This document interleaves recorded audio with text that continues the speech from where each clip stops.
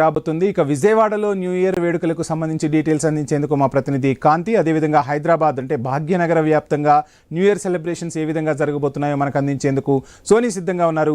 ముందుగా మనం కాంతి దగ్గరికి వెళ్దాం. కాంతి, చూస్తున్నాం తెలుగు రాష్ట్రాలలో ఒక రకమైన వాతావరణం ఉంటుంది. సో మన సంస్కృతి సాంప్రదాయాలను గౌరవిస్తూనే మన యువత పాశ్చాత్య సంస్కృతిని కూడా ఫాలో అవుతున్న పరిస్థితి. సో అంటే ఒక రకంగా చెప్పాలంటే ప్రపంచ దేశాలన్నీ కూడా ఇప్పుడు భారత యువత వైపు చూస్తున్నాయి. ఏ ప్రపంచంలో ఏ దేశానికి లేని బలం ఆ యువత ఇప్పుడు సంబరాలను జరుపుకుంటున్న పరిస్థితి. ఏ విధంగా విజయవాడలో సంబరాలు జరుగుతున్నాయి, డీటెయిల్స్ అంటే?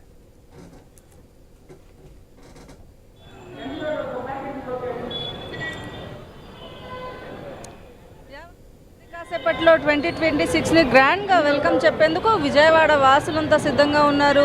ఇప్పటికే రోడ్లపైన ట్రాఫిక్ అంతా కూడా జామ్ అయిన పరిస్థితులు కనిపిస్తున్నాయి.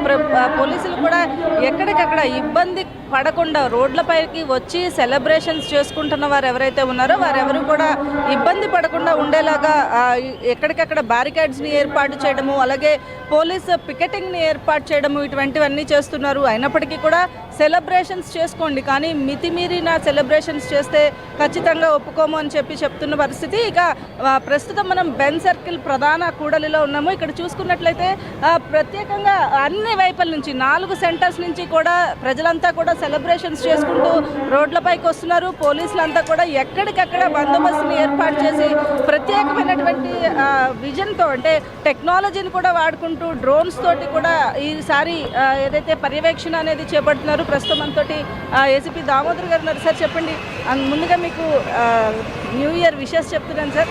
అండ్ ఎట్లాంటి కంట్రోలింగ్ చేస్తున్నారు? చాలా వరకు కూడా పబ్లిక్ ఆల్రెడీ ఇప్పటికే రోడ్లపైకి వచ్చేస్తున్నారు. అందరికీ, రాష్ట్ర ప్రజలందరికీ నూతన సంవత్సరం